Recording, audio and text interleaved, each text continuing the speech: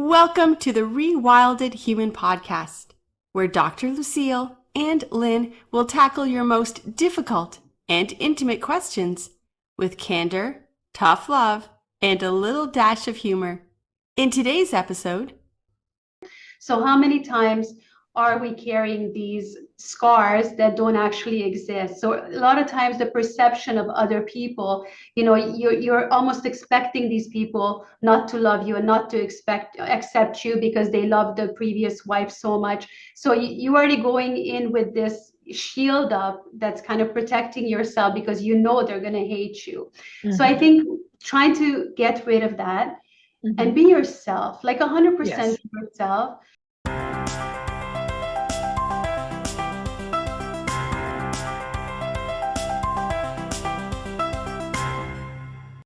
So welcome to episode 3. How exciting. Yeah, so let's start with Rosemary. Yes. Her question is, my friends are putting pressure on me to pick a side in the current conflict, but I'm uncomfortable and unsure. How do I form an opinion? Wow. I think that's a great question in this time because of all the recent turbulence. We all know what we're talking about here. And there is a tremendous amount of pressure for people to declare which side they're loyal to. And I personally question that whole thing. I do not see that as being in any way of any value to humanity on this planet. I do not.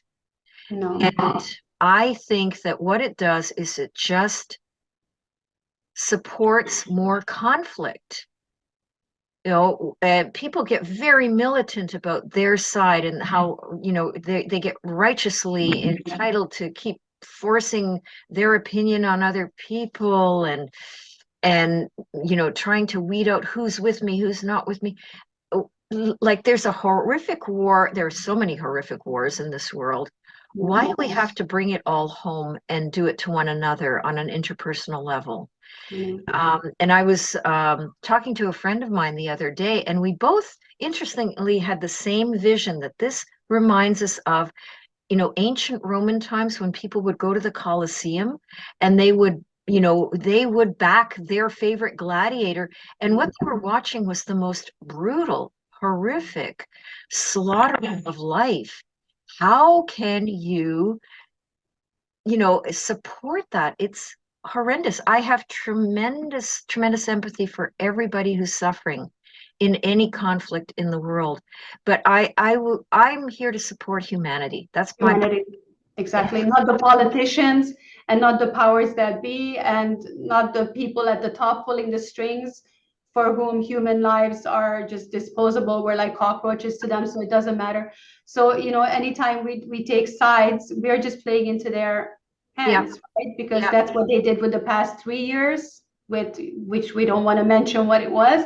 Everybody knows what we're talking about. That divided us so much already, right? Then politics divide us further. Then religion divides us further. And now we need war, and you need to take a stand because we're not divided enough. We need to be divided even further, right? Where it's like families are killing each other and people are getting divorced because they're taking, it's insanity. We need to unite. We need to pull together. We need to, against the evildoers that are doing this to us, not the innocent people that are getting killed on both sides, right? Yes, absolutely. I agree. I think you've made a really excellent point here that when you get into the divisions, this is something that's orchestrated at a higher level. This is, if you want to call it shadow government or whatever. Divide and conquer. Divide and conquer. And no matter which side we pick, we are always the losers in this. And so, Rosemary, I would heartily support you in not taking one side or another if you feel uncomfortable. I can't tell you what to do. Maybe as you research things, you decide that you do want to support one side or another, but don't allow people to tell you what your choices are or should be. Never allow that. Don't give up your ability to think independently to anybody. No. You'll be able to sleep better, even if your friends are angry at you. You'll at least be able to sleep better with a clear conscience if you follow your own wisdom in your own heart, and you're not adding to the conflict on this planet. Absolutely. And how do you even pick sides when everything they put on the media tells us everything is a lie, everything they show us, everything they tell? How can you even use your judgment to make a call? It's absolutely impossible. So I think the best and the kindest thing you can do for humanity and for yourself and for your friends is not to take sides. And hopefully you have friends, Rosemary, who can respect that and respect that about you. Mhm. Absolutely. Wise words. Wise words. Mhm. So the next one comes from Donna. Donna asks, my partner has ADD. How do I get him to go for treatment? Lucille, would you like to take this one? Um, I see so many people either with ADD in my practice or spouses of people with ADD. And when I first started out in my practice that's 35 years ago, I hardly ever saw anybody with ADD or married to someone with ADD. It's so interesting. And I don't know if it's just that because the medical profession was kind of a bit slow on picking up on this. It does exist. I know there's controversy. People say it doesn't exist. It's just, a diagnosis that serves the pharmaceutical companies. But in actual fact, ADD is a bona fide mental condition. And how do we know? It's because if you do SPECT scans of the brain, you see a certain profile of imbalances that are common to everybody who presents with certain symptoms that we now label ADD.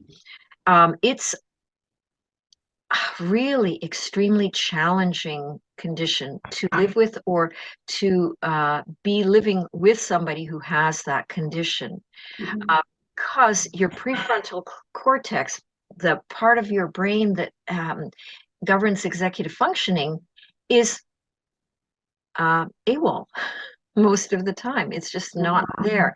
It is a little bit like if you've got a child, a very young child, whose prefrontal cortices do not develop, do not mature until maybe mid-20s. It's kind of like dealing with a child who's constantly distracted, and they run after this and then they run after that, and oh yeah, you told them to put their shoes on because they've got to go to school, and they sort of remember that, but there's this video game, and and so it can be, You can't focus. it's total lack of focus, difficulty planning, difficulty strategizing, difficulty organizing your space and your time, having no impulse control. You'll blurt things out. I know someone like that, yes. Yes. And so there are a number of different behaviors and symptoms. Anybody can look them up. And that's one thing I suggest for people like you, is to really, if you haven't already done so, research ADD. And one of the best resources I found is Amen Clinics, AMEN I love him. Clinics. Yes. And they also have their own podcast. They've got a wonderful website, and they have questionnaires that you can self-administer to determine if you do have ADD. So I would say use that. A number of my clients who are living with people with ADD have found it to be very, very valuable resource. You love these people, I get it, but it is very, very difficult and challenging to deal with them. And So have you found, like, especially in children, that certain food colorings, certain foods yeah. make the situation much worse? Yeah, and I don't work directly with children, but I have, parents who have noticed that, and they are very clear that there are certain triggers, including, food colorings or certain foods, or just sugar. Yeah, sugar, definitely. So Yeah. perhaps also in adults, cleaning up the diet. Yes. However, the issue is when you've got a child, you have some control over what the child eats. When you're with an adult. you can't necessarily control what your partner is eating. And I found even with the ADD partners who they know something's wrong. They're really frustrated with the condition themselves, and they do want to get help. Even they have trouble, even if you can get them to go to a clinic to get assessed and treated, they have great difficulty following through. You know, they will fall off the wagon so many times. And then there are those, and I think it's the majority of people with ADD who are in total denial that they have it, and they see it as almost like an insult, you know, for anybody to suggest that they have a condition that they need treatment for. So I don't know where your partner is on that scale, but I would say be very, very, very realistic that it's not that easy. It can be very challenging, even if they agree to go for treatment. The treatment may not last because non-compliance is a huge issue with people with ADD. It's kind of like, Well, what is the treatment like other than medication, pharmaceuticals? Are there other options oh, for? sure, there are. In fact, you know, lifestyle changes are always, and I think they should be the first things that should be instituted. So things like as you said, you clean up the diet, you make sure there's nothing that is in the diet that triggers ADD symptoms. You make intense aerobic exercise is also very good, and it has to be done daily. It has to be done daily. And things like good sleep hygiene, you know, the stuff that, you know, you would say to anybody. There are certain supplements that are highly beneficial for the ADD brain, so you would introduce those as well. And again, Amen Clinics has a whole list of stuff that can be done. The issue is, and I know, Lynn, you are a fantastically disciplined person. You take on a protocol and you do it to the nth degree. But with the ADD person, they fall off the wagon so easily on their self-care. Yes. So if you're a partner of somebody like this, and you are determined that you want to help them and you want to stay in the relationship, you have to be on top of them all the time. You are like a coach or a drill sergeant, and not in a negative way. You have to be so patient and so non-judgmental, because judgment or harshness or being punitive actually makes the ADD person worse. So that's a tough one. It is a tough one. It is really, and you know, unfortunately, I mean, I don't want to rain on anybody's parade, but if you're having a hard time with an ADD spouse, it's not your fault. It's not your fault. It is the challenge of the condition. And also, there are different subtypes of ADD. Some people with ADD have a milder form or a slightly different subtype, so they're not as challenging to live with. But then there are others that are just, oh my goodness, horrendous. I mean, I have a guy in my practice, a really lovely person, who was struggling with it for so many years, and his wife finally said, listen, I cannot deal with this any longer. And he failed psychotherapy and the treatment that I was giving him. You know, once I had to really fire him because it just wasn't working. There wasn't anything more I could do. But when his wife gave him the ultimatum, he went to, I think he's now got 4 or 5 other healthcare practitioners along with me. And because she has the resources to pay for this, he did get traction and he did start getting better and better. Okay. But it requires a tremendous amount of input of resources, time, and energy. Tremendous. But there's hope. So there's hope, Donna, and you know, you just have to convince him, maybe take the test on Dr. Amen's website to determine where he is on the spectrum, right? And try to get him, you know, to understand that for the relationship to move forward and for them to be happy, that he needs to address this, because it's a very, very difficult thing to live with for the partner. So Yes. bless you, Donna. We feel your pain, We and feel your pain. And please do take care of yourself, Donna, in all of this, yeah, because it can be so draining. It's so draining. So do take care of yourself. absolutely, Mhm. absolutely. So the next question, Lucille, is yours. Yes, it's from Suzanne. I'm getting married and I'm very nervous that my fiance's friends will reject me because they were all friends of his wife who passed on. What do I do?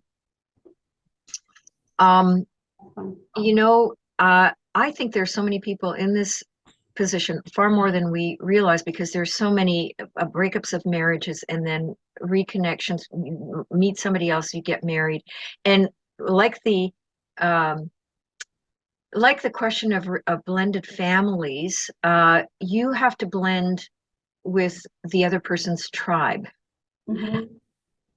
And the key element I always find is how strong is your relationship with your about to be spouse.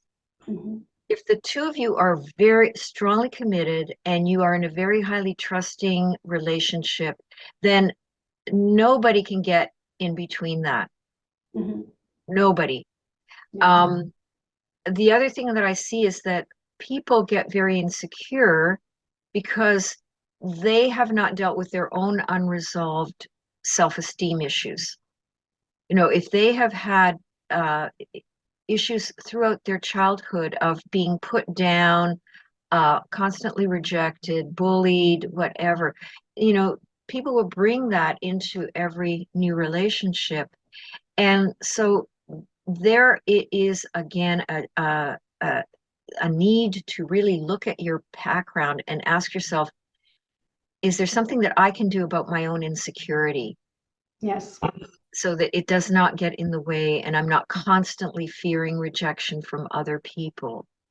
And Absolutely. again, you know, you either go into therapy or you do your work on yourself, you do your journaling, your self-reflection, etc.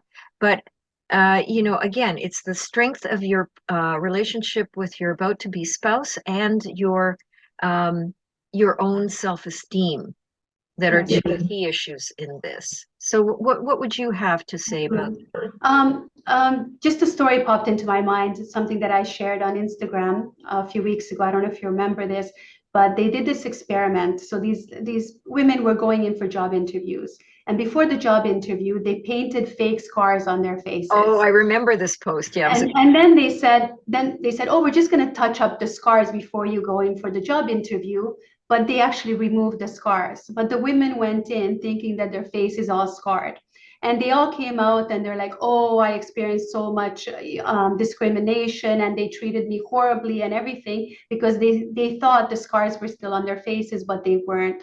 So how many times are we carrying these scars that don't actually exist? So a lot of times the perception of other people, you're almost expecting these people not to love you and not to accept you because they love the previous wife so much. So you already going in with this shield up that's kind of protecting yourself because you know they're going to hate you.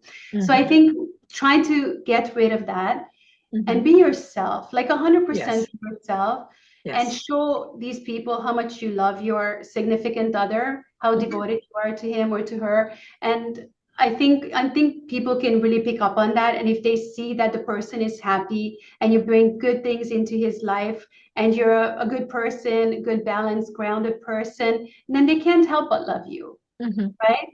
Yep. And just get rid of all the negativity and everything that you think these people will be feeling, and just open your heart and let them in.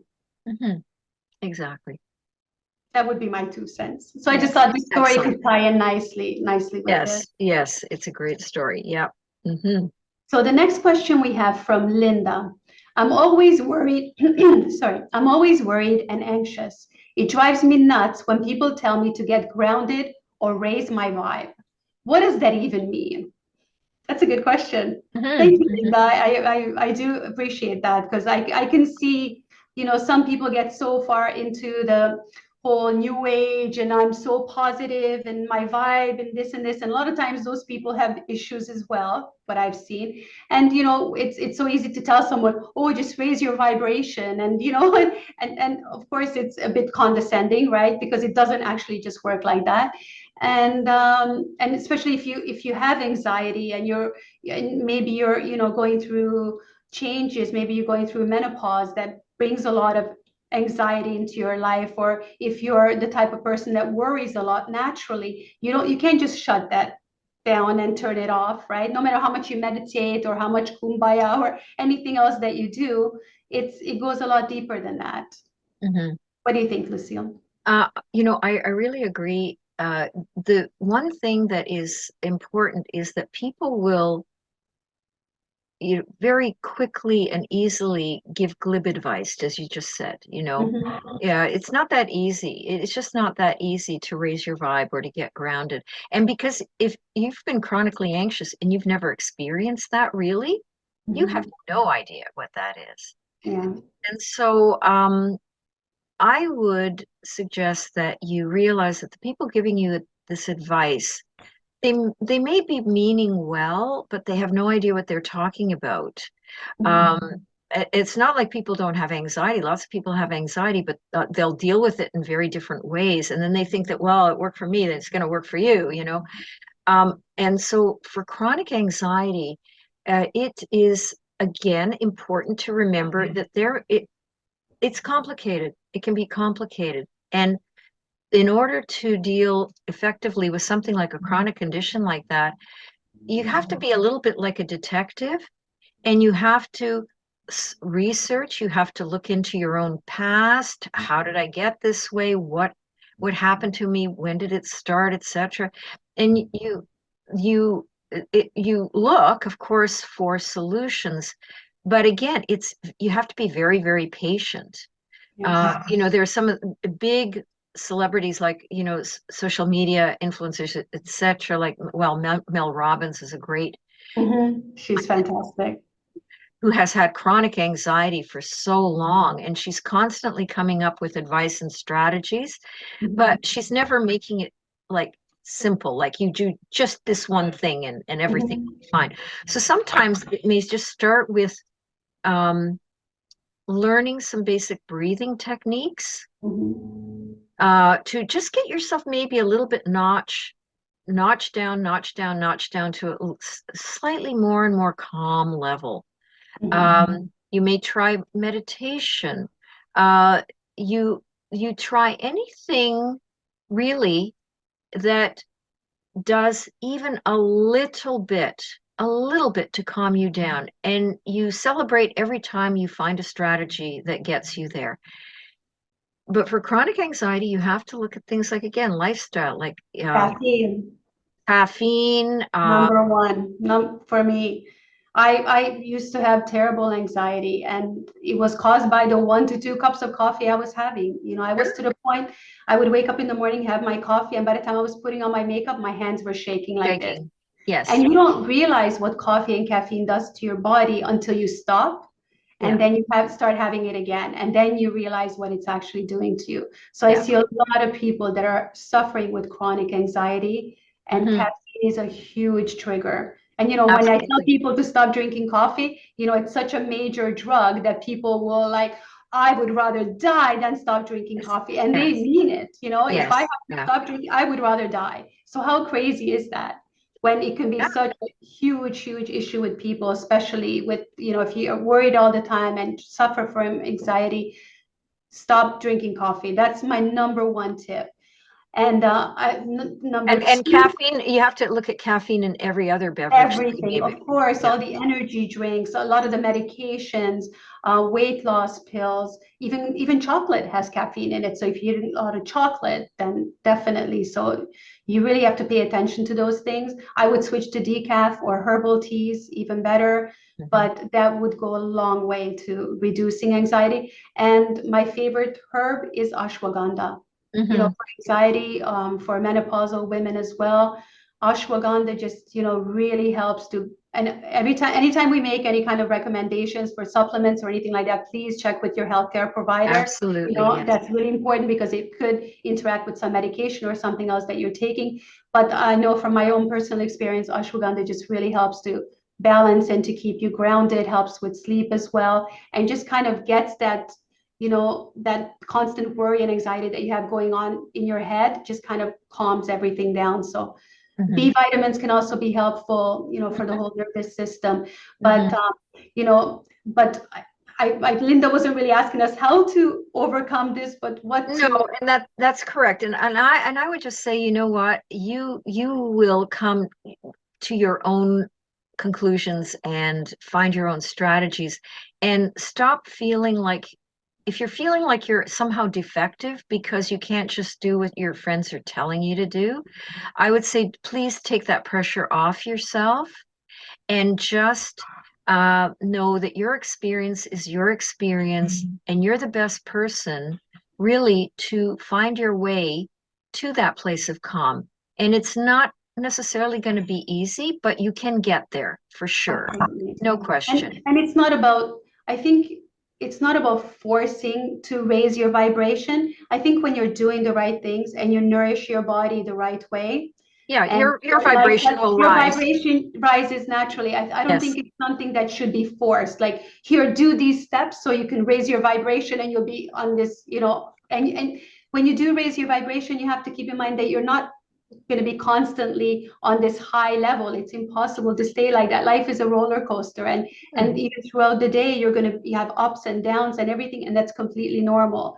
And when you see someone that's always la la la la la la la, that something's wrong there too, because that's not normal to be constantly in a manic state, right? Yes. So if we are human beings and we have ups and downs, and this is completely normal, and I think we have to kind of accept that and live as healthy as we can, and to let our vibration just naturally, it will exactly. as you say, naturally it will rise the healthier. And also, Linda, this is so important. Surround yourself with people that actually help raise your vibration, because if you have people around you that are bringing you down, then it's going to be very difficult to reach that state. Right. Yes. Okay, so shall we move on to the next one? Let's move on to the next one. And this comes from Julia. Thank you very much for this question. I think we've all been here. How do I deal with a friend who's always complaining about the same problem with her boyfriend, but she won't try anything to change it? Oh, I so feel for you. If I had a penny for every time I've dealt with something like this. Yeah, and absolutely. you know what? Full confession here. I'm probably, when I was a teenager, I did the same thing, because I was in a group of, girls where all we did was complain about our boyfriends, right? And we didn't do anything effective. That was our way of bonding when we got together. But as you get older, that gets very, very stale and very draining. And like, talk about lowering your vibe, that can do it for sure. And so people can get addicted to complaining. This is the thing that is true, that, and some of the things that can hook them are sympathy, that gentle soothing from the friend. They're there, dear. I know he is such a what, and oh, I don't know how you stand it. It's so awful. So that can be addictive in and of itself. And you have to watch that. If you find that you're doing that with a friend, you're constantly giving them soothing and nurturing, and they keep taking and taking and taking, but it has no traction in their lives. It's just like they just want to keep drinking it in more and more, getting all that soothing from you. And meanwhile, you're getting drained and you are wanting to avoid the next contact with this person. Then it is time to, start taking courage in your hands and being honest. First you're honest with yourself and you say, listen, how much am I really getting out of this friendship for me to keep tolerating it? Do I really want to keep tolerating this? And if the answer is no, and at some point it usually will be, because this just goes nowhere usually, like keeps driving you into a hole. When you're ready, then you will have to make a decision about how to set limits. And a lot of people are saying, and I agree thoroughly, that the first limit has to be on yourself. When you draw a boundary, it has to be on yourself. It's about no more. If I meet this person and she starts in, I have to tell myself I am not engaging. I'm not going there. I'm not going to let her drive me into a hole. I will not allow myself to be taken down. That's the first thing. And you have to be very, very firm with yourself. Yes. And the second thing is then you start figuring out what you say to that person, realizing that there is no perfect way of saying this, that most people would get very offended or hurt if you stop them from laying their problems at your doorstep. They would get very, very hurt. Lucille, what if you stop them and you would say, okay, well, tell me something really great. Tell me something you love That's about right. me. I have done that, and I've had clients who've done that, and you know what happens? They'll do it for like 10 seconds, and then they'll be back to complaining about Go back to complaining. right. I don't know. Have you noticed that? Yeah, it's true. And they don't, you give them the advice and everything, but they don't want to change anything. It's really just about complaining, just about being heard and getting attention, pretty much, That's right? right. Yes, and it's not the job, it's not the job of you, Julia, to figure out why they're in this pattern. It's not your job. Don't try to figure it out yourself or try to get them to figure it out. It's more about you just set the limit. So, Yeah. why they're still there is really none of your business, and that drives you down another rabbit hole if you even try going there. So then you start practicing phrases in the privacy of your bathroom to the mirror. Certain phrases that you're going to use the next time you're with that person that will hopefully give them a sense that they really cannot go any further with you, but in a respectful, you're going to deliver it in a respectful way. Yeah. And it can be something like, we've been good friends for a long time. I am really concerned about you because you talk so much about your unhappiness with this boyfriend. And it seems as if there is no way out as far as you can see. And I am not a health professional, and I don't see that my just sitting here and listening to you is going to be helpful for you. Yeah. And I it can also get a little bit. I had a friend when we lived in Florida a long time ago, and she was the same way. She was constantly complaining about her husband, constantly. And I would listen to her. We were exercising together and everything. But as I was listening, I would start chiming in. Oh, my husband does that as well. Oh, my husband's like that. And I realized that you can get caught up in You this can whole get caught up. cycle, and then all of a sudden you're going home and fighting with your husband. Exactly. Because she's pointing out all these things I didn't even notice. Oh, my husband does that as well. And I Right. needed to cut the friendship. I needed to cut her Yes. loose Yeah. because I realized it's going to ruin my marriage. Because That's when I right. go home, I try to focus on the good things with my husband. Yeah. So I don't need someone bringing all these things to my attention that are actual issues that are, you know what I'm saying? So Absolutely. It gets contagious. exactly. And people get stuck in this rut, and especially with friends, and it's like they just get together and we just complain and complain and complain. And what kind of a friendship is that? Like, I understand we do need to discuss things, and as women, it's important to have those kind of communications, and we do get closer to our friends through engaging in these kinds of conversations. But with someone that's always just complaining and never has anything good to say, I don't know. I don't know how, like, I just can't do those people anymore. I certainly can't either. You go down with the ship if you Yes, stay with them. exactly. Yeah, Exactly. So that's absolutely. good.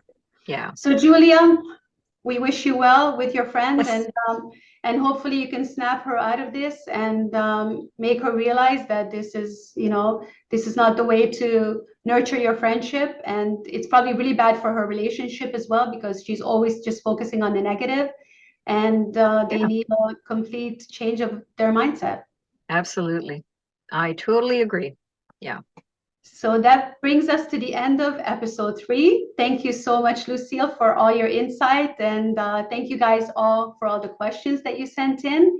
And keep sending them in, because we look forward to answering more of your questions in episode 4. Thank you, everybody, and Thank thanks. you, everybody. Have a great day. Okay, bye-bye. Bye. Please be aware that Lynn and I are here to provide insights, advice, stories that are for educational and entertainment purposes only. None of our content should be considered to be personal, medical, or mental health therapy. If you are experiencing a mental health or physical health challenge, please consult the appropriate healthcare specialist. We are here to provide the best possible content in an atmosphere of positive conversation and personal growth.